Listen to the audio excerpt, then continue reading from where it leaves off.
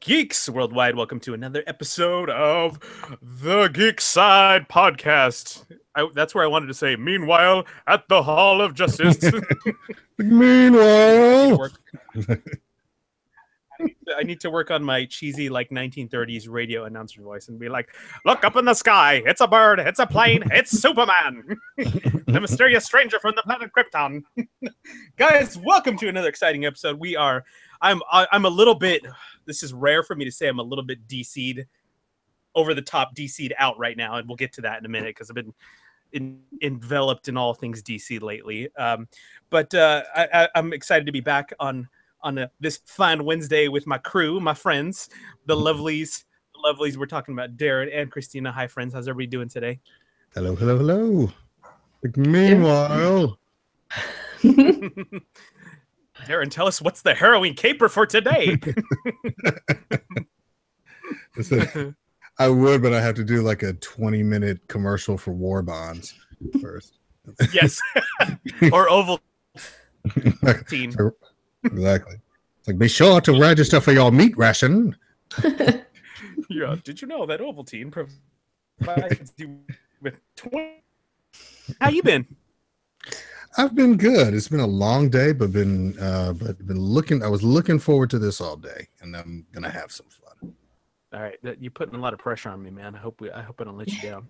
It's exactly deliver, perform, monkey, perform, dance. Go, perform. And as always, Christina, what's going on, friend? How's this?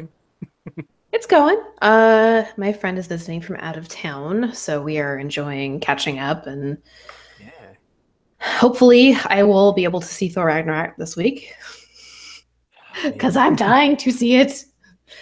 And then possibly you've held out this long. I know, no, it's unlike me, especially when it comes to Thor and a Marvel movie. And I may break down and watch Justice League, but I'm very cautious, and we'll talk about that later. But yes, I might wait a while to watch that and make some decisions whether or not I plan on seeing it. But yeah. I'll just watch Wonder Woman again in the meantime. Yeah. Hey, that sounds good to me. Nothing wrong with that. Friends, I want to start. I want to start and kind of change things up a little bit. We're going to start in backwards order. So we'll start with our entries into the wide world of geek for this week. So, Deron, what did you do this week, man? I know you're busy doing a lot of other things lately, but did you partake in any geek things this week, man? Well, I've been doing a lot of writing, but as far as the geek things go, just kind of in a lead up to Justice League, which I am going to see this weekend once I surreptitiously find a way to get my children to their grandparents. Yes, I've literally just been doing a lot of reading, doing a lot of comic books. Like I've literally read 15 comic books in the last 3 days. It's been a lot. Oh yeah, it's been a whirlwind, but it's been so much fun. There's so many different stories that either threads that I'm following or things that I found that are cool. Like I read the I'm reading now. Of course, I've been reading all the metal stuff, which has been amazing. And the Batman Who Laughs came out today, and it is brutal. It is a brutal. It's literally like, out of all the Dark Knights, out of all the dark Batman from the dark multiverse, there's a reason why he's the worst, and you see it. Okay. Like, just it's no holds bar. That's a great story. But then even on the Marvel side, I've been just a huge fan of Dan Slott's Amazing Spider-Man and the Fall of Parker, which is just kind of which is just gone back to just classic Spider-Man. You know, he's down in the dumps, but he's getting his life back together. He's dating Mockingbird, which is actually it's a really cute, like really sweet relationship that two of them have. I know, and it's fun to see them together because they play off each other so well. Like, I didn't think it was going to work at first, but they've made it work issue after issue because they're kind of building the relationship, and it's been really fun. Like, I kind of like where Peter's going now, but you know what the Parker luck is. You know, it's gonna take a turn, and you can kind of see ill-fated. it. It's ill-fated. You can kind of see it, but it's a fun ride. So that's definitely what I've been doing, is just a lot of comics. Oh, and one more I want to mention. Yeah, one more I want to mention. The new issue of The Punisher. Okay, the only thing I'll tell you about it is Nick Fury gives Frank Castle the War Machine armor. So that's dangerous. Exactly. You interpret that as you will, because it's gonna be a shitstorm going forward. A shitstorm of awesome. Yes, that's what I'm saying. It can either be the most awesome thing that's ever happened or the biggest mistake he's ever made. Fair. That's fair. Yeah. We will find out, eh? Yeah. That's like man, I don't even have a good analogy for that, but it sounds awesome. Yes. Lost it. Cool. Did you just have a stack lying on your desk, Deron? You finally just said, I need to just read that. And you know, it's basically like that. It's basically just kind of, you know, those when you finish doing stuff, and when I'm in between jobs and I got nothing else to do, if I'm waiting on if I finish something and I got like another job in like 2-3 hours, and I'm just reading and enjoying and reviewing. Yeah. Beautiful. Beautiful, sir. Love it. Mrs. Christina Walker, what did you do this week in the wide world of geek? I've been a terrible geek. Still haven't seen Thor, which is like we said, I'm a bad fan. My stack of comics, and I shit you not, is about this tall, if not taller. Yeah. And I can't find some of them because I've moved things while we were cleaning the house for our friend to come visit. So I gotta try to go through them, rearrange them, and start actually knocking them out. Walking Dead being the first one I need to get through. I'm probably about 7 issues behind. I have them. I just need to read them. Wow. Mad at AMC because I can't on demand this week's episode, but I was able to catch up on last week's. Still happy with Walking Dead show. They're keeping it pretty close to the comics, which I'm really liking. A lot of people are bitching about it, but that's because they don't know what's to come. Let's pause on your wide world of geek for a second. Okay. On that thought, because you and I were talking about this a little bit on social medias today, and what I don't get this complaint I keep hearing that, well, I stopped watching it after this because it's not very exciting. I'm like, what fucking show are you watching that's not exciting? Like, I don't know what kind of like destruction hero team up they're expecting every single week, but apparently that's what they're expecting because they're not happy every week. And I'm like, dude, last week was exciting as shit. Like, I don't know. Well, it's always going to be something. It's always going to be either it's too violent, I can't watch anymore, or nothing's happening. I can't watch anymore. It's like, come on. Yeah, it's really annoying. And if I didn't see this week's episode, but if what happens that I think is going to happen to a character question mark, I don't know if I could consider her a character, but she is. Basically, I'm like, are people going to complain now about that too, like they did with Glenn? Like, a couple people were complaining that.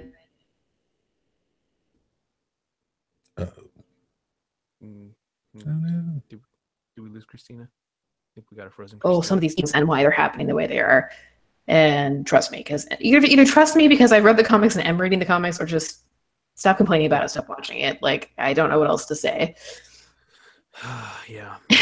Anyways, like I said, I don't get it. I love it. I think it continues to be and one of probably my favorite show that I watch every week out of all the ones I watch. But anyways, yeah. What else did you do, friend? I'm sorry to interrupt that. Oh, that's really, I mean, other than getting the house ready because I'm pregnant, so it takes me forever to do anything.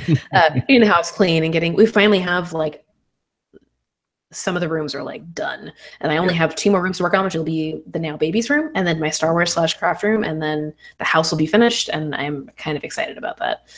Yeah, excellent. Nice. I gotta ask you, friend, how's the quest for a baby names going? It's a challenge, man. I thought it would be easy because I had names in my head since I was a kid that I'm like, oh, I really like this name, but they don't seem to fit. Like they don't feel right for some reason. Right. And of course, I've got a lot of friends that are being cute and like, oh, you should name her Sky, which would be cute because it would be Skywalker. But I'm like, I'm not going to do that to her. Yes. I don't want her to be teased that bad. But we have a huge list of names, and we're both going through them, and like mostly me crossing a lot of them out because I don't like them. Like, nope, that sucks. Hate it. Terrible. We'll find one, and we're working on it. Excellent. Good to hear, my friend. Ever exciting baby stuff. Sometimes it'll just take like looking at her, and then you'll that's who she is. That's what I have a feeling it is. I thought like it would be a little easier to figure out names because I'm always good at that for like characters I've invented, and it's not. I'm responsible for this kid's name for the rest of her life. It has to be a good name. Yes. Yeah. And it has to sound good when I yell at her. Also, when she's in trouble, it has to roll off the tongue nicely. Mm-hmm. Yes. Hey. At least you guys are not like me. When I used to get in trouble with my mom, I get like my whole name in Spanish. Like I'm talking like crazy like accents and vowels going over. It's like Guillermo Juan Elizondo. I'm like, whoa. What's the whole deal? What you're in trouble. Name here. Exactly. And in Spanish nonetheless. It's like to this day I hear my full name in Spanish. I'm like, what I do? I'm sorry, Mom. Sorry. Yeah, it's kind of funny. It's one of those things you know. See, I would know. Exactly. See, I would know I was in trouble not necessarily because of the full name, but because of the vocal inflection. It would be both. It wouldn't be Darren. It'd be Deron. There's that break with the high pitched like tip at the end, right? Exactly. Like it's two separate names. But no, that's when I knew. I don't know why that reminded me of D'Artagnan. Christina, I was thinking the same thing. Gosh damn it, our friends. It's so good. So I got to take a little trip down to Magic Mountain this weekend. If you're not familiar with California, that's our big thrill park. If you're not so interested in the Disneys or the Universals, that's where all the rest of you go. And Christina's been there a lot. Deron, you were originally from California, didn't you say, right? Well, I was originally from Chicago, but I was raised in California. Yeah, did you ever make your way to the Magic Mountains? Yes, I did. I made to Magic Mountain quite a few times. Yeah. So for those of you who are not familiar with Cali and maybe you have a Magic Mountain, I know there's several Six Flags parks across the U.S., but they own the property rights for DC as far as their display in the park. So you'll get often some interesting DC themed rides and things like that. And I haven't been. I think the last time I went to Magic Mountain was 2010 or 11, so there's definitely been some new changes, and delightfully they are DC centric. So I kind of want to share some of my experiences on those. We'll call them attractions, rides, whatever you want to say. I've if you know me, I'm not the biggest fan of heights. I can't really say I'm afraid of heights anymore because I've been skydiving at this point. So I feel like after that, anything is just kind of like whatever, you know. So,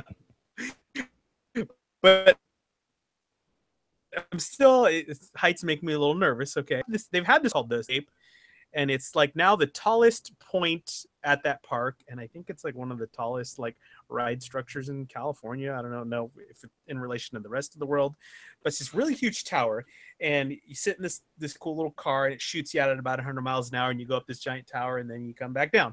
Not that bad, right? And if you're into thrill rides, it's not that bad. Okay. Well, then I think it's been open for 2 or 3 years now. Some genius decided, well, you know what? We can put another ride on that same structure, only this is going to be just a straight free fall ride, and we're going to put it right on the side of that existing building. Okay, so that is where the Lex Luthor drop of doom came about. Okay, now when you're standing and looking under this thing, guys, I don't know if it was there when the last time you went to Magic Mountain was. It's been a while. I think I was 9. Yeah. Okay. So just when you're standing under that tower and you look up and if you're standing right under it, it's hard to see the top of it. Okay. And the Superman ride doesn't quite go all the way to the top. It's like there's 3 different colored sections of track, and the highest section is the red section, and that ride just stops right under the red section. But the Lex Luthor goes completely to the top of that tower, and they just drop you from the top after letting you kind of dangle there for about 45 seconds or so. So the whole time I'm like, we're going to other rides, and I'm looking at this thing, and I'm like, I don't know. It's kind of interesting, but I don't really know if I want to do that to myself. And I'm just kind of like mulling it over, And we had walked by the attraction earlier in the day, going to a different ride, and it was closed. We were having some technical issue. I was like, okay, cool. I didn't have to worry about it. So my wife and I go on this other ride, and we come back out, and we notice that there's nobody standing at the front. So we're like, oh. My wife's like, come on, we're going on it. I'm like, what? She's like, come on, let's go. I'm like, I don't know. She's like, come on. We walk in, and we get in line. And at this point, because the ride was closed, I think it had just like barely reopened. So not many people had gotten wind of it yet. Maybe like 20, 30 people online, which was small because the park was insanely busy on Saturday. And so we got in line and just kind of hanging out. And in about 5 minutes, there's an announcement again that the ride has broken down. They're like, but I'm like, this is not a good sign. I'm already not feeling good about this ride, so they're like, we don't think it's gonna, just hang out if you want, or you can leave. And of course you get the people that another 20 minutes went by and some more people left, and so we're slowly moving kind of closer to the front. And before we got on the ride, the interior of the building is really cool. Definitely looks like what you would presume or imagine Luthor Corp testing facility would look like. There's a lot of Luthor propaganda and Luthor changing the way of the future, and there's all this stuff.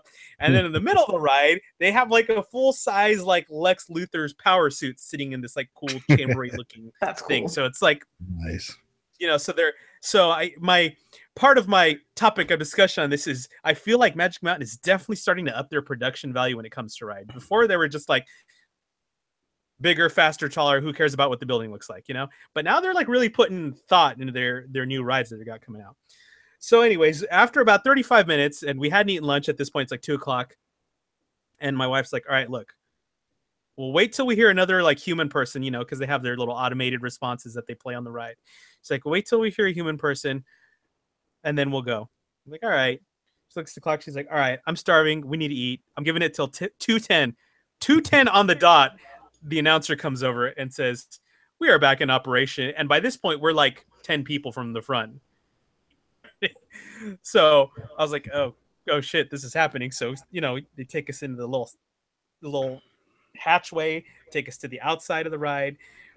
We get there, and I'm thinking, okay, cool. I'm going to have some time to like vacillate over how stupid this is for me to get on this ride. Okay. No. Lady pokes her head around the corner. She's like, oh, we need a party of 2. And everybody turns and looks at us. And I was like, oh shit, I'm getting on this right now. You go from that to sitting down in the chair. And I'm like, oh, this is not cool. I'm like starting to sweat a little bit, I'm getting a little shaky. And Emily's like, it's fine. She's been on this, and she said the first time she got on it, she had to go by herself because everybody she was with was too chicken to do it.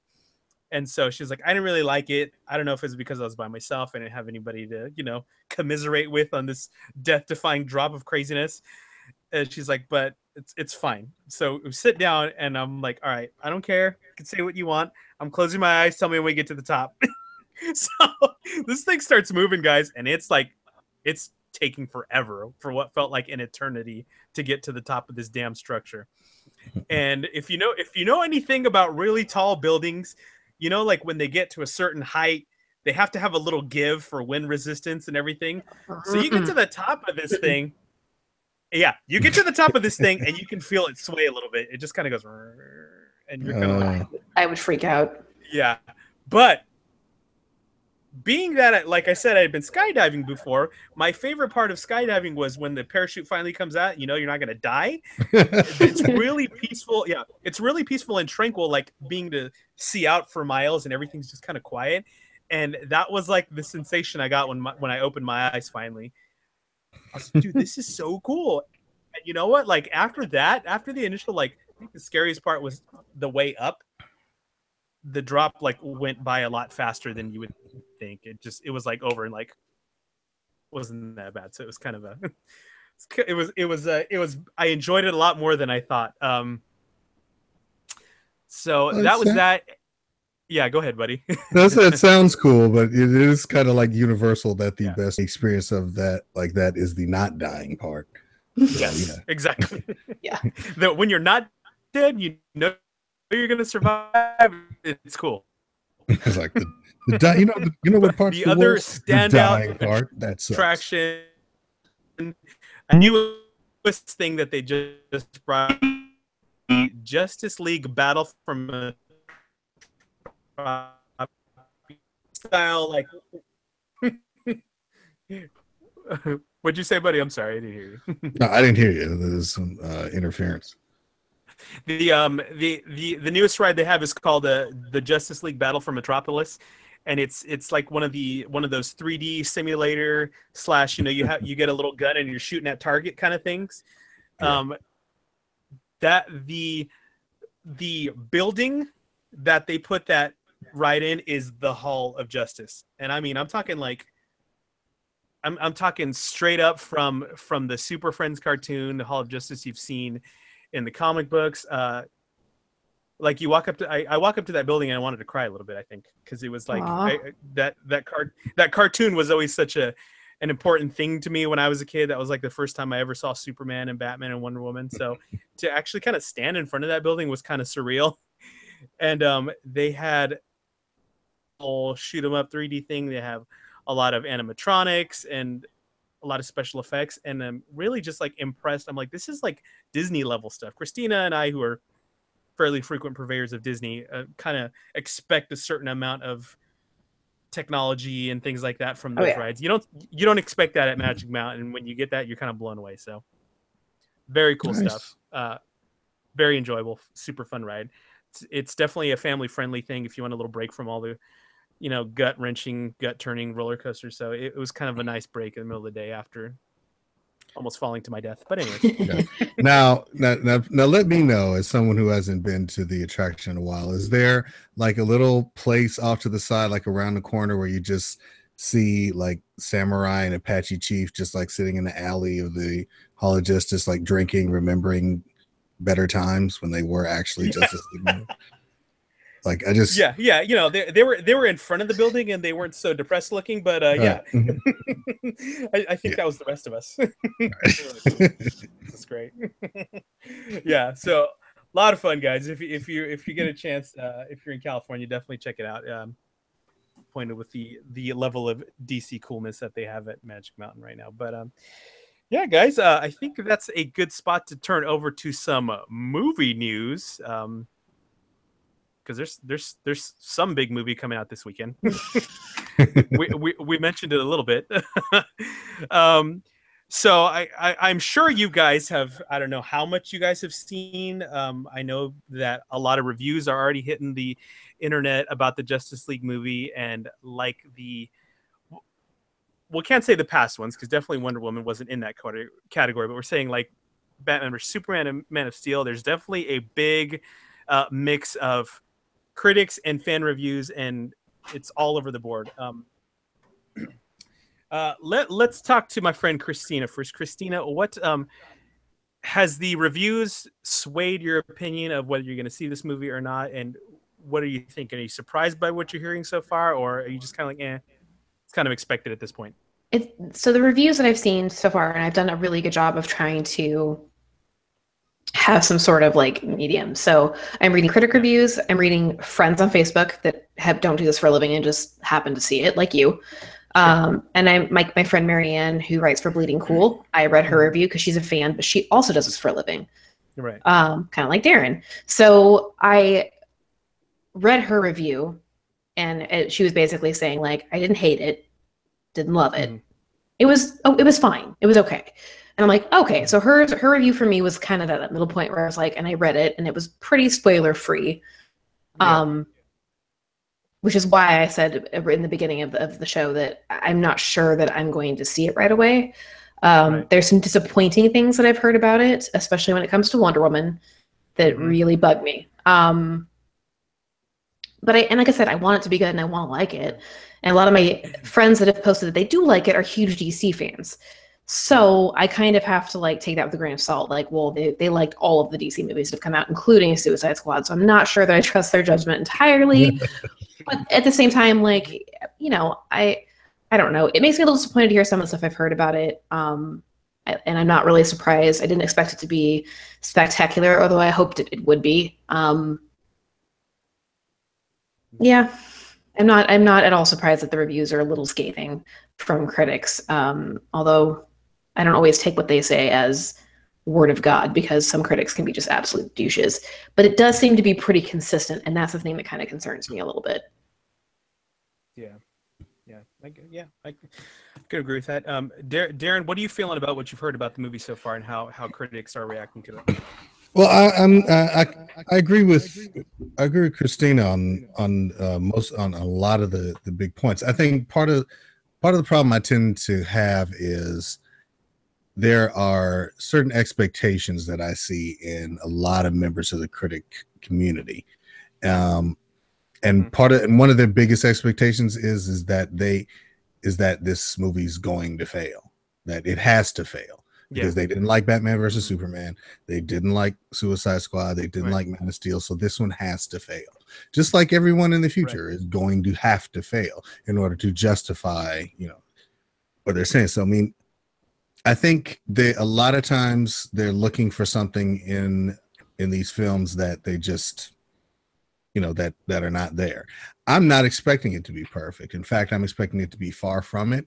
But I think if they hit on the basic pretense of who these characters are, the situation that they find themselves in, and make it at the very least a team effort to overcome that issue, then that's what works. I think I can tell you right now, there's probably going to be a lot of dialogue things that I run into. I think there's probably going to be some, probably a couple of instances where a couple of Deus Ex Machinas, where there's a couple of issues that get solved like seemingly out of nowhere. But then that's kind of in almost every like action or big blockbuster movie. I think one of the things is that we've been so programmed with Marvel films that we kind of expect those same things from a DC film, and that's to their detriment. Like I don't go into those films expecting a Marvel film. I go in there expecting a film, because at this point, I'm sorry to say, they really have not developed a formula for their own cinematic universe. Right. So honestly, I don't know what I'm going to go in to, what my expectation is, which is kind of why I leave it, I kind of go in as a blank slate. That being said, at this point, I've been such a DC fan my entire life that there is nothing that's going to keep me from seeing this movie. Like even if everyone told me that it was horrible, I will still go and see it. I may not like it, and I may tell you exactly why, but I'm going to go see it because because it's there, because it is the Justice League on screen. It is the Justice League. I've never seen the Justice League on screen before. It's an experience I need to have. So good looking at it. Rotten Tomatoes be damned. But yeah, so last night you already knew that. I kind of talked a little bit about it today but and I definitely wouldn't say I've been kind of pointed out that I was one of those crazies who thought that Suicide Squad was an enjoyable film. I didn't say it was great or good. I just enjoyed it. Okay. Now, that being said, I definitely. Where are you going to say? I'm just going to interrupt you on that one, because see, when I went to go see Suicide Squad, there was almost everything around me at that point was conditional that I should enjoy my experience. Like I went with my wife. Our kids were out of town. We went and had dinner. We went to a theater, had really huge, comfy chairs. and Right. I could not hate that movie more when I walked when it ended and when I walked out of the theater. Like I literally was trying to hold on to the meal that I had just eaten as something to salvage the experience. Gotcha. All right. So I'm in a bit of a minority, okay? But that being said, I definitely was not a fan of Man of Steel, which pains me a lot because I'm a blue Superman fan. I mean, he's my definite of the DC universe. I definitely was not a fan of Batman versus Superman. Continued the train wreck of clearly people who don't know how to write Superman, in my honest opinion, and much less just. I mean, I just hit a lot of marks. Didn't hit a lot of marks for me in that film. Okay, obviously, like pretty much most of the population, I thought Wonder Woman was a phenomenal movie. My favorite part of BVS, so I was definitely excited to see more of her on the big screen. Just kind of, I wasn't excited about it, but I was trying to keep an open mind and just kind of just to see it and to take it for what it was worth. So, that being said, my spoiler-free review of the film. I thought it was a fun. I I can point out a few things that I didn't like about the film for sure. I think the pacing of the first half was a little bit interesting, a little bit too rushed in certain times. Um, it's and not to fall into the typical. Let's compare this to a Marvel film because we're not. That's not what I'm trying to do. But I am saying like there was a different level of, I guess, excitement when we watched the first Avengers because we had already spent time with these characters in their own movies. Mm-hmm. And you go from something like that to, well, okay, well, here's the Justice League, here's all these characters, we're gonna throw them in, we're gonna spend the first half of the movie getting these guys together, and then you're kind of supposed to maybe care about them a little bit, which I guess was kind of a challenge, I guess, in a certain way. But that doesn't take away from the fact that those scenes were fun, the cool things going on in that first half of the film. I definitely did not like the bad, the choice to a lot of times. I'd even, then they kind of CGI'd over him like they do with Hulk. Would have been a little bit more acceptable, I think, to me. But I don't know, that kind of took me out of seeing him as a serious threat. But there's a really, really loved about this movie. Cavill's in this film, obviously. Yeah. Okay.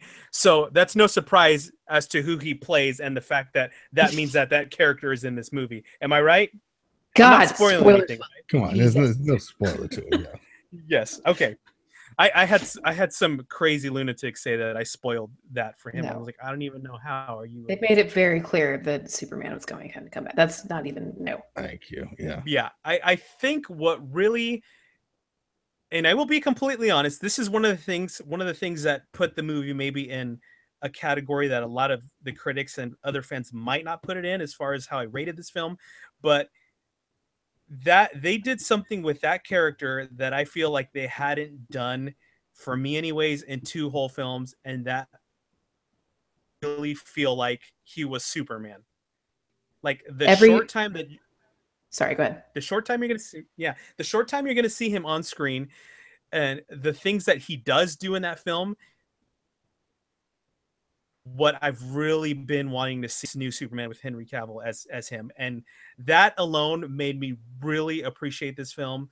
I mean, to the point of almost tears, because I've been so like angry that like, why did they make Superman so shitty again? Like, it's horrible. I don't feel like he's not that hard to figure out what kind of character he is and what drives him as a hero, what drives him as a person.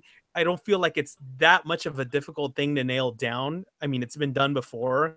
I feel like with technology, it should be easier because now you can actually make the guy look like he can fly and lift things up over his head that mortals can actually do. But that really made me happy to see that. I don't know if they listened to the fans, the complaints, or is just maybe that was their plan all along to kind of get him through his own little journey to get to the Superman that most of us like. But that was, it was really cool to finally like see an awesome, like confident, like selfless Superman. So, I think it was probably Jeff Johns' influence on on the production, because just kind of having him there and knowing what he knows about the character. I think he kind of sat down with the screenwriters and like, hey, you know what, we've got to make people hopeful to see Superman again. There has to be a reason why the world needs him to come back, and there has to be a reason why he makes this team complete. Well, that's like all the reviews that I've read, every single one, that was the one thing they said, whether it was a good or bad review, was that they redeemed everything that they've done terribly about Superman in this movie, which made me feel really good. Yeah. So that's good to hear, because I also agree. I think Henry Cavill is a fantastic choice for Superman. I think he's a great actor. I think he looks like him. I think the potential is there. I just think that unfortunately the writing and directing has just been not Superman. It's not. Yeah. So that makes me happy to hear. Yeah. I mean, I'll tell you, some of the best Superman moments in Man of Steel were the moments when he actually smiled.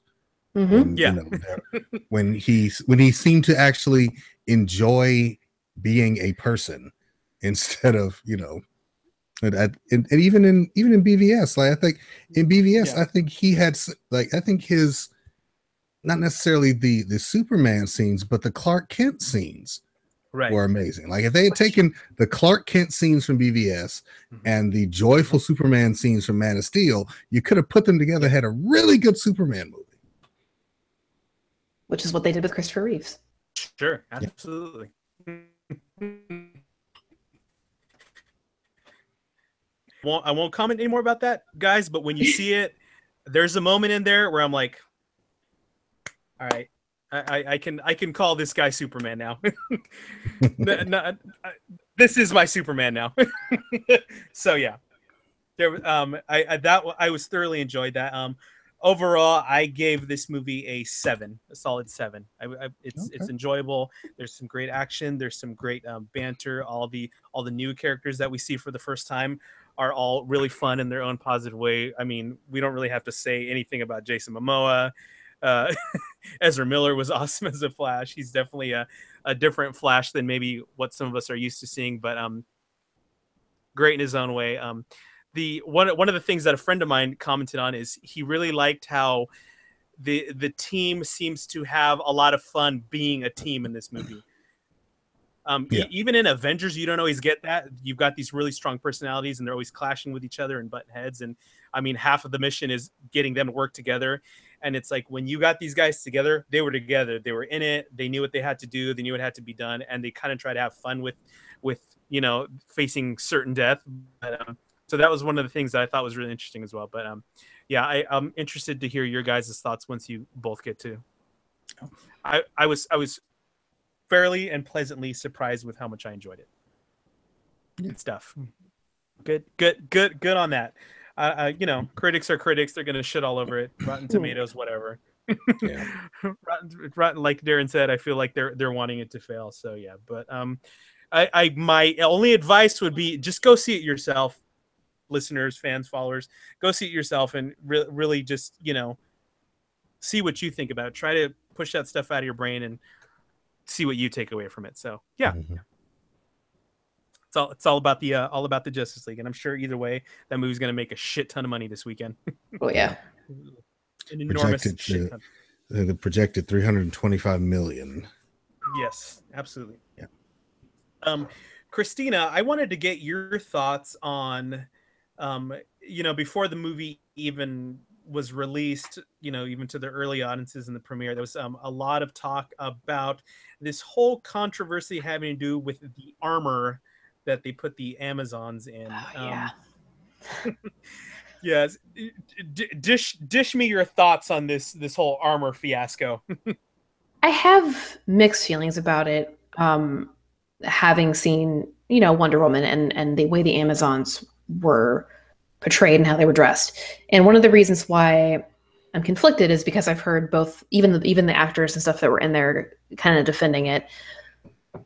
But also it's like you didn't need to like sex them up. Like you don't need to see up their skirts and see down their shirt. Like I don't get the point of it. Lot of bare midriffs, and even in like the shots I saw, and even just in the comparison between the armor in Wonder Woman and in Justice League, yeah, I can kind of see how people have it. And the armor, the thing about the armor in Wonder Woman was that the costume designer actually based that armor off of real armor. And so, especially when it came to like Greek and Roman armor, and it looked good, it was functional. And hey, man, like if I had abs like these girls, of course I'd want to show them off. And that's not my point. And I'm all about I'm not against sexy outfits or sexy women. It just felt like, but why though? Especially because of the type of women they are. Mm-hmm. I don't know that they would. Yeah, it just felt a little weird. I also heard some disappointing stuff about in concerns to Wonder Woman too, and certain shots they did with her that were maybe a little. But like I said, haven't seen it yet. But also, every review I've read, even just friends, were kind of like, they don't know they really needed to do that shot with her. Like, why is her butt constantly in everything? Like, you did such a good job of Wonder Woman not doing that. Why did you have to do it in this one? And I'm like, well, the answer would be Zack Snyder. But and to be honest, also Joss Whedon. Like, he also does that kind of stuff. Yeah. So I don't know. I'm going to wait till I see it. But that's my kind of view on it. I'm like, you didn't need to do that, though. Their armor's so rad as shit. I get that it's, it's decades later. I get that. But their armor probably wouldn't change that much. Right. If it hasn't since the ancient times until World War I, it's not going to change drastically where they're like, I'm just going to wear basically a bikini and fight in it. And they're not going to do that. Yeah, and from what I understand, like this, the Amazons in the film were in a flashback to like before the events of Wonder Woman. So it basically would be like, they're in the bare midriffs, and then they decide to put on more clothing as the years progress. Yeah. maybe this is a battle where they decide, this is just not functional. And this is the time. We need to upgrade this shit. Come on. Yeah, exactly. There were a lot of belly wounds. Exactly. Yes. Like too many scars to cover up. And like I said, I'm not against sexy outfits. That's not my argument. You did such a good job of making it not that in Wonder Woman. Why did you reverse it in this one? Yeah. I can't say Fran after I know with a couple of scenes with Wonder Woman, I definitely noticed. I'm like, that was an interesting choice to shoot from that angle. Okay, there's her butt. All right. As far as the Amazons go, I was really like racking my brain last night trying to remember when I actually saw any of them in those like midriff revealing like armored outfits, and I have to like, okay, I'm pretty sure it was there, but to me it wasn't like something where they were like all just standing around like in the picture like, hey, check out our sexy abs, look at our butts. I mean, like there was no Baywatch beach running scene. Yeah. No. And it happened so fast, and I think because of what was happening in the story, like I didn't really focus on that. And I'm gonna be honest, I'm a guy. If there's a bunch of hot chicks running around with their midriff showing off and a lot of butt shots, I'm gonna notice that. but I'm going to notice that. but I mean, where we would have seen it in the story, if I recall correctly, there was just so much other more important stuff going on. I don't really feel like it was like something that, I mean, you'd really have to be like looking to focus and be like, oh, there it is. She's not wearing anything. So, and that's not to say that all, doesn't validate the argument. I'm totally with that. I understand why people would be pissed off, and it doesn't make sense if they went kind of backwards and be like, cool, let's just put them in less clothes now. But that being said, I was just kind of like, yeah, I don't feel like it was, it's not set up like this picture you keep seeing everywhere. You know what I mean? Yeah. Okay, so then the question. Yeah, so then the question really becomes, and it's just like really in the abstract, if the if the design of the costumes were not meant to, be showcased in the shot, then really kind of who are they for? Yeah. Zack Snyder. Exactly. We'll see. Thank you. Cross Whedon. Say, could it have been, those involved with the production who were there on a daily basis? Give them something to look at through those long shots, I guess. I don't know. Like, weird. Yes. But yeah. I'm with you guys. I totally get it. I understand. So yeah, but I think, like I said, it's like once you see it, it's not going to be something that's so like blatantly like offensive and in your face about it. You know what I mean? I didn't figure it would you be, might catch it. The Wonder Woman butt shots, yes, you'll catch those pretty easy. See why they have to do that? You're like, why? Yeah, that's disappointing. That's disappointing to hear. It disappoints me greatly. Yeah. Don't do that. But yeah, let me know what you think, friend, when you see it. But yeah, other movie news. Yes. moving on from the DC movie news, let's talk a little bit Marvel news, because we got a fucking hilarious trailer just dropped for Deadpool 2, which what are they saying might be the name of this, Darren? And I know you looked this up. What is it? The Untitled Deadpool sequel. Yes. Now that's a term that they use in the movie biz when they don't actually have a name for it, but people are saying that it might actually be the name of Deadpool 2, because I mean it's Deadpool. Why wouldn't it be called something? Yeah, it would be. Yeah. And I mean, it's so unapologetically Deadpool. Like, it took no. It just had no chill. It was just like, you know what? Screw it. We're gonna go balls to the wall. Like, even the description on YouTube was amazing. I don't even know if you all read it, but he's like, after surviving a near fatal bovine attack, a disfigured cafeteria chef struggles to fulfill his dream of becoming Mayberry's hottest bartender while also learning to cope with his lost sense of taste. Like, come on. Yeah, seriously. Just how realistically awesome that is just lets me know I have to be in it. Absolutely. Absolutely. And their choice in the trailer to just go full on like Bob Ross Deadpool and him whacking off with the brushes. I mean, come on. It's like, that feels good. Yes. I'm high as shit. I'm gonna let it all in. I just want to roll around in that mountain. He's all God, I love cocaine. But besides the hilarious parody, we did get to see a bunch of like really fast flying clips of what we expect to see in Deadpool 2. Christina, did you catch anything in the clips of the actual movie that you were like maybe not expecting or really excited about? Not that I'm not expecting any of it, because it's Deadpool. Yes. But it was cool to see. Oh no, what about her name slips in my head? But she has like hair now, and it looks really nice. Oh, Negasonic Thank you. It's a mouthful. Yes. I'm so excited to see Cable that I literally can't even. Cable is like has always been one of my favorite characters, and I think that the casting choice is fantastic. And I can't wait for Deadpool Cable antics. I'm so excited. Absolutely.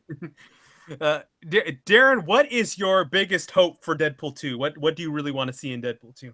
You know what? I want them to not follow any conventional narrative storyline whatsoever. Yes. Do not. Absolutely. Like, just I want there to, I mean, there should be a beginning, a middle, and an end, but I wanted to take so many twists and turns to get from A to B to C that it's a surrealistic, hilarious nightmare. That's what I want to see on screen. What worked so well for Deadpool, for the first Deadpool, was they had a limited budget and no one wanted it. Like, no one wanted it made, no one wanted to fund it. Fox didn't give a shit about what they were doing, and they were able to just operate on that. I want to make sure that with more light on them, with more expectation, that they don't conform, that they basically just go, you know what, you didn't give a shit before. Let's show you what it's really going to look like when you don't, like, you shouldn't have given a shit now, because this is what you get. I wanted to be like just like a FU to convention. Yes. That's what I want to say. It should be too. It's Deadpool. That is what Deadpool is. Exactly. If it's not, we got a problem. Yeah. Yes. I mean, also, if I don't leave a theater at least laugh crying once, it's not a Deadpool movie. Mm-hmm. Like I read the last issue of the Despicable Deadpool, where it's Deadpool hunting Cable through time, and there was literally a sequence in that comic of Deadpool, Cable, and Strife, like literally just throwing dinosaurs, vampires, and vampire dinosaurs at each other. That's the insane shit I want to see. Yes. On screen. Absolutely. Dinosaurs, vampires, and vampire dinosaurs. Yeah. Dig it. I can't wait, guys. It's going to be so much fun. Yeah. Deadpool is that nice, like, little palate cleanser if you're getting a superhero movie fatigue, and it's like we need one of those every once in a while. Yeah, absolutely. Mm-hmm. Yeah. And lots of good one-liners that are actually funny, like #drive-by, which I actually use constantly. #drive-by. In other Marvel news, guys, looks like we're finally getting, and it's really bizarre to me that it's like November and we're not currently in the midst of another season of Agents of S.H.I.E.L.D., which is it's 5 seasons now. It's got to be one of their most popular TV shows. We're finally getting some news about season 5 as they've released a synopsis. I don't know how many of my friends even watch the show anymore. I feel like I'm the only one I ever talked to. It's like, I don't watch Agents of S.H.I.E.L.D. Yeah, I don't watch it anymore. I do. Yeah, Deron, did you stop watching a while ago too? No, I watch it. I watch it. I've been loyally watching Agents of S.H.I.E.L.D. I think since the second season, when they finally started ditching the hey, we're connected to the Marvel Cinematic Universe, and just started saying, hey, you know what, Right, we're our own thing. So I've been watching it. Like, I didn't particularly love the Life Model Decoy storyline, but I hung in there with it because I was waiting for, sure. I love Ghost Rider stuff. Like, so Ghost Rider. Oh, so amazing. Yeah. So yeah, I've been on board, and I want to see, like, I sat through the last episode, the season finale or series finale of Inhumans. Yes, of Inhumans. To see, like, the teaser trailer for the new season of Agents of S.H.I.E.L.D., and it looks, and a lot of the shots look like they're kind of taking that color and that color palette and visual style of the cosmic MCU. So, like, there's a couple of shots that look like straight from, like, Guardians of the Galaxy. And I think if they're gonna have this season be in space, be that, like, lean into that aesthetic. Like, give us something like fun and thrilling before they head back to Earth. Because you got, like, the Kree in there, and just kind of lean into where the cosmic universe is right now. Yeah. If you're spoiler alert, if you're not caught up on Agents of S.H.I.E.L.D., the end of last season found the team on some strange, mysterious ship in outer space. I'm very interested to find out where the hell they're exactly at, how the hell they ended up there, and how they're going to get off and back to Earth. These are all the questions I want answered, sir. And like you said, I'm digging the space cosmic feel of it. I'm constantly say that we're connected, but if there's visual cues that we're connected and everything's cohesive, I really like that. I really enjoy that. And I think it's going to be interesting to see what the hell's, but it's kind of, why did they wait so long to give us season 5? Is it because of Inhumans? it's looking more and more likely. I think Inhumans was kind of the catalyst for why we have to wait so long for Shield. Because I mean, at this point, there's no point in starting the new season when you got the holidays coming up. So they're gonna go ahead and just bring it out. Just wait it out. Just wait it out and bring it out in the spring, because I can guarantee it's not like there's going to be a pickup from Inhumans reruns. Yeah. And honestly, I didn't think the Inhumans was that bad. I just think they could have. I think they could have waited. Yeah, waited a little bit longer and worked on it a little bit more. And could have done better, right? Yeah, I think it could have been better, but it wasn't as bad as everyone thought it was. It wasn't a train wreck. It was just kind of hitting a drunk guy on the tracks. I mean, it's not going to derail the train, but it's going to have to slow down. Right. Sure. There's going to be some cleanup involved, and whatever. Exactly. and some light news stories about it, but yeah. Guys in hazmat suits, but it can work. Sure. It happens. It happens, unfortunately. Along that same line, sir. Why do you guys think we still haven't gotten a fucking Infinity War trailer? What the hell's going on? I'll be honest with you. There's a part of me that thinks that there's so much footage that they've shot that there's nothing they could release in trailer form that would not spoil. It would not spoil something that we want.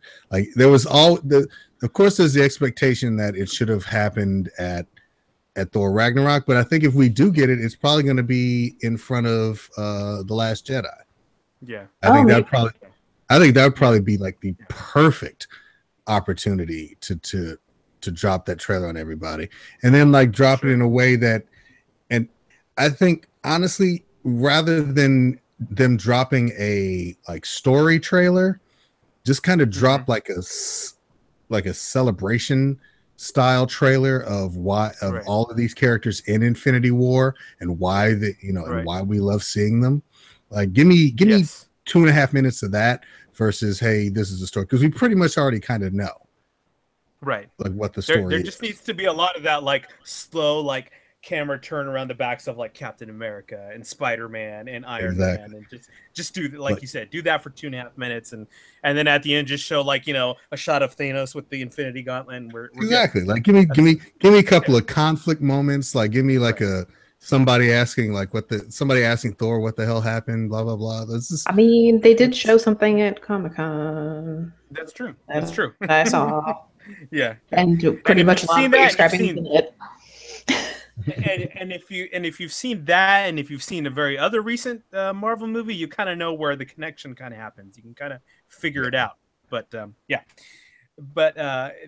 being said, along the lines of those interesting, just fun, like not necessarily earth-shattering shots that we get, but we still want to see the good old Russo brothers, who have in the past been known to actually like drop shots on their social medias that later on you find it are kind of big plot points. They dropped a little picture of Infinity War, and all you can pretty much see is it looks like just the aftermath of just some serious shit went down. We don't know what it is. We know it's a lot of destruction. It's kind of like a black and white photo. It's pretty grainy, and you can't really see everything, but we know there was some kind of big battle that happened in the shots. So sir, any thoughts on what you think this could be from? I don't know specifically, but just from what it looks like, I'm hoping that it's something huge on another planet, like they've all been like transported there by Thanos, and he's just like he's laying waste to things in front of them. But I want it to, I just from the picture alone, I kind of want it to be, the aftermath of a huge battle, where everyone at the end of that one, it's not the end of the movie, but it's kind of maybe like the end of the second act, where then there's that moment where they all have to regroup and re-strategize, and that's kind of what I want to see. Yeah. Christina, did you get a chance to look at that photo? I did, yeah, and it kind of along the same lines of what Deron said. I mean, that's probably what it's going to be, or it could be like a vision of like what Thanos wants to do to Earth. So, I mean, really anything goes, because Infinity Wars and Thanos. So, yeah, we with time altering abilities. It's crazy shit's gonna happen. Yeah, that's all we know. Yeah, this is kind of like a what happens if we fail shot. Yes, exactly. Which they've already given us glimpses of that. Which movie was that? Was that Winter Soldier? Was it? Where each character had a flash. That was they kind of hit us a little bit of that in like Age of Ultron. That's what it was. Yeah. When Scarlet Witch was screwing with everybody's brains and making them see crazy shit. But that's So thankfully we're almost close to December, so hopefully we get some questions answered and we get to see some new stuff pretty quick from Camp Marvel as far as Infinity War goes. Because I think so. Oh, go ahead. I'm sorry. Because I'm getting anxious. I'm getting too anxious, man. You see something. Can't do it. Yeah, but I think especially with all the talk about it just ramping up now after just like that huge lull from the end of the summer where no one was talking about it, means there's got to be kind of something there. And like I said, they've got 2 opportunities to go big with this. They've got Last Jedi and Black Panther. Do they want to go ahead? Do they want to go ahead and add to the already huge audience that's going to be, that's going to be there for Last Jedi, or do they want to take away some of the thunder from Black Panther? I don't think they want to do that. So I think it's going to be the former. Yeah, I prefer them to do it for Last Jedi. I agree. I don't want them to take any of the thunder from Black Panther. Yeah, I totally agree. Christina, before we close out for the night, I have to talk to you since you're my other resident Star Wars nerd, and you're also one of the biggest gamers that I know. And there's been a lot of, I'll use my crazy word, kerfuffle about Battlefront 2. Yes, it's a lot of kerfuffle about this video game. Yes, and or we could say clusterfuck, whatever you prefer. But there's a lot going on, and I don't game enough to really understand the whole semantics of what's gotten everybody in uproar. I kind of get the basics of it, but will you kind of fill us in on what's happening exactly with the controversy and shitstorm going on around Battlefront 2 and what you're feeling about it? Okay, so a lot of the clusterfuffle or clusterfuckery about Battlefront is that they were my light just burned out while I was talking. That was really weird. We can still see you, so you're good. Wow. It's like, oh shit's about to get serious. She went to the dark side right now for this, like full on dark side. Basically the big problem is that EA is known for putting paywalls in front of things, and when you're already paying anywhere from $60 to $100 for a game, if you're getting the big package that has the other DLCs and stuff in it, it's gonna be more expensive. You don't want to fucking pay more money to get a character that you should get because it's a fucking Star Wars game. So a lot of it was Luke and Vader. You had to play at least, I believe, 40 hours in order to get them. Now, as someone who games a lot, I don't mind putting the effort in to get a character. 40 hours to me is excessive as shit for 2 main characters that belong in a game. The whole reason you bought this game is you want to play as them. That bothered me. And then to find out the paywall was actually a little bit expensive. And I'm like, they did that on purpose. I also don't like games where you pay full price for a game. It's not like a phone game where you're expected to spend money if you want to get ahead faster. Like, that makes sense because you got the game for free. But for a game that you're paying a ton of money for, and you're paying also on top of that, you're paying a yearly fee to be able to play online. I mean, for either PlayStation or Xbox, you have to pay now to get these bundles where you get extra gear or weapons that advance you in the game. That's not cool. That's not fair. And if you play, and some of it's exclusive to you buying those bundles. Yeah. And I am very against that. One of the things I like about Destiny, for instance, is you can buy things in it, but none of the things that you are able to buy advance you in any way in the game. It's mostly like emojis or like skins or shaders for like your outfits and stuff. It's not like you can buy this gun and like now you're going to defeat everybody. They don't do that. Right. And that was the big issue. And then of course on Reddit, EA was trying to defend themselves, and it is the most downvoted comment ever on Reddit, which I mean, so apparently, and I haven't read the article yet, they've reconsidered and they've made it now a lot easier. I think it's 10 hours now to play to get it, which I'm like, yeah, that's more reasonable because not everybody has the time to sit and play. 40 hours is a long time. That's like a Final Fantasy game. That's my freaking work week right there. Come on now. Yeah. And like I said, again, I will put the effort in. I've put in, I don't know how many hours into any game that I play, but that was not cool. And I really don't want to see these gaming companies do this very often. It's not cool. From a casual gamer standpoint, and this is the exact reason why I am not a full-on, like, we'll say, new age gamer. It drives me to no fucking end that, like you said, after spending anywhere from $70 to $100 on a video game, I also gotta drop another $100 just to do cool shit in the game. Like, why the fuck would I want to do that? That's when, like, when I go back, and it's a shitty example, but that's when I go back and play the Super Nintendo, everything is right fucking there. Everything I need to beat the game, to get to the game, to have fun with the game is there. I don't have to go spend another $30, $40 to do it. I don't have to spend, like, 20 hours of waiting for shit to load. It just, I hate this. I cannot, like, this new age, like, video game model just fries my circuits. All right. That's all I gotta say about it. Like I said, for me, like, I can get to soon. I'm not going to have a lot of time to play video games because I'm going to have a screaming infant to take care of. But, like, I don't mind putting the time in, even if it takes me a little longer to get through it. Like, I didn't get to raid last week in Destiny, which I've been raiding every single week. Whatever, it's not the end of the world, and it also isn't going to destroy me that I didn't. But, like, the big thing is, it's not cool, like, for somebody to be able to, who has the money, also, that's the big thing, to buy these bundles or to buy these things and advance in the game for against other people who are really talented gamers, but just haven't had the time to put into it yet. It's just, it feels icky, and I don't like it. It's also just a way to, like, rob gamers of their money. I don't like it. And like I said, in the game, like, when the free games on your phone, I get it. That one doesn't bother me at all. That one's like, that's how they make their money. Sure. Right.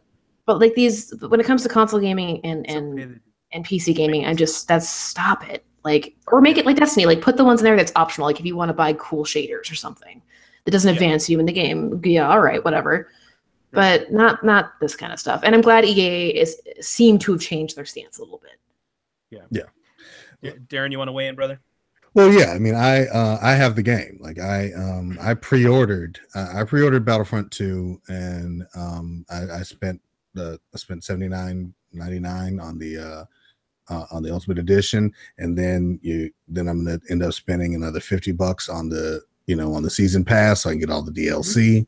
So yeah, I'm absolutely have no interest in the microtransactions throughout the game.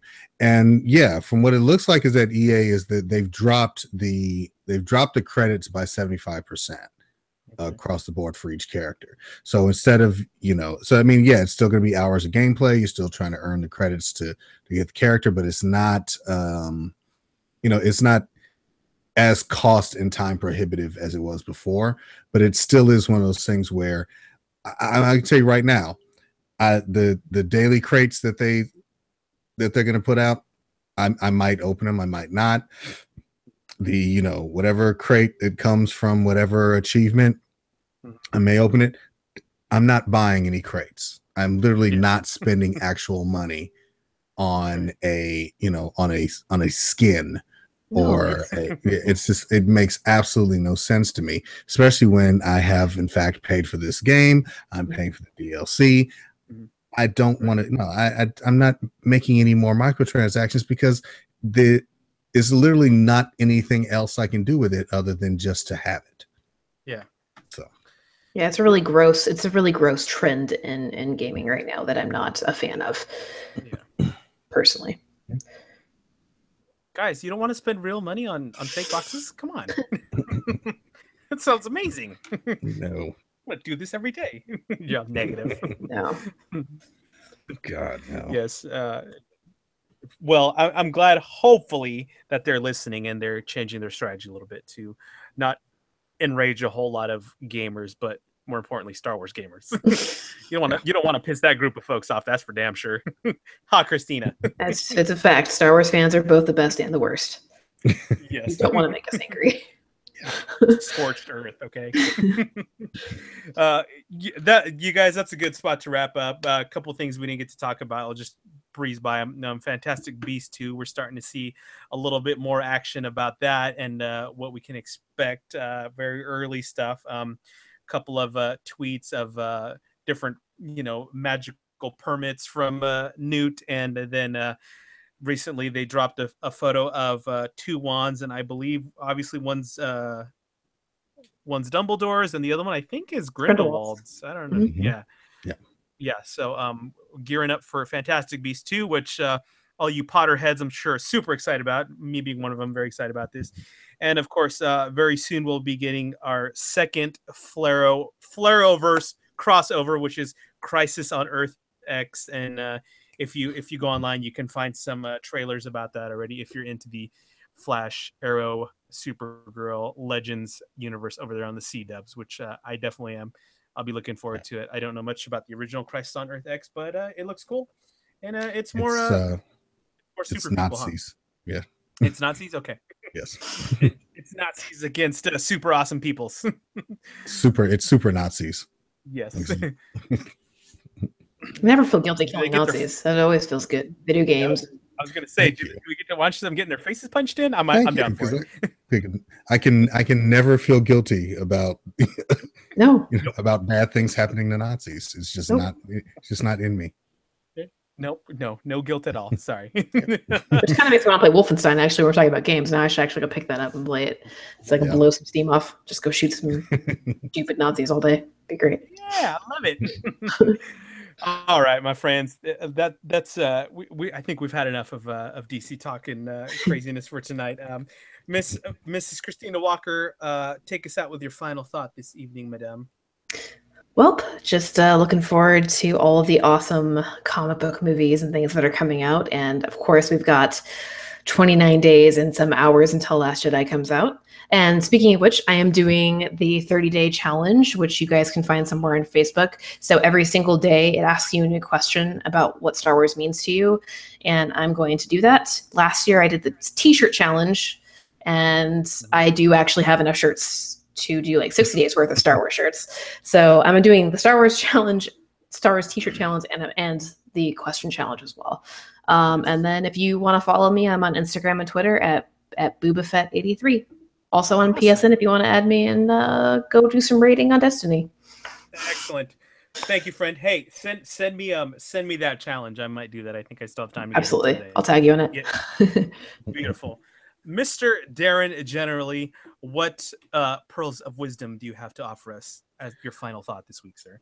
Well, at this point, I don't know if I necessarily have the pearls. I do have like the little piece of sand that can be rolled into it. But yes. Just be better, people. Yes. Be better. Yes, please, God. Yes. Even online, where I know it's the wild west. But I mean, come on.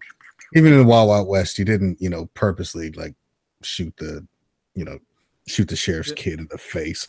There was a code, Darren. Gosh damn it! Exactly. See, I love geek culture. I love science fiction. I'm definitely going to be seeing Justice League this weekend. I'm going to keep reading comics. Yeah. I'm going to keep enjoying science fiction. I'm going to keep looking for new things to experience, and I would suggest you do the same. And if you want to tweet at me things that because I want to know what you love in science fiction, what you love in geek culture. If you want to tweet at me, you can tweet at me at superpoweredfan on Twitter. You can follow me on same thing on Instagram at superpoweredfancast, or just go to my website superpoweredfancast.com and comment on things that maybe you find interesting as well. Awesome. Thank you, buddy. Good talking to you as always. I can't wait to hear what you think about the movie as well. You have to tweet me and let me know what you got once you see it. As for my final thought, shoot, guys, I'm at a loss for words this week. Just have an awesome rest of your week. I hope you all do something cool, fun, and geeky with people you love or people you get along with or people you just remotely tolerate. But go do something fun and geeky. And I'm just gonna say the gluttonous thing and say that I'm looking forward to Thanksgiving next week. So looking forward to food and family and friends. So anyways, guys, thank you so much for listening and watching. As always, we appreciate all you beautiful people out there, please keep checking us out on the GWW.com for all the latest and greatest in geek culture in the world, the wide world of geek. And as always, you can follow us on Twitter at _geek side pod. We will see you very soon, my friends. And as always, we'll catch you on that crazy, wild, wonderful side that we all like to call the geek side.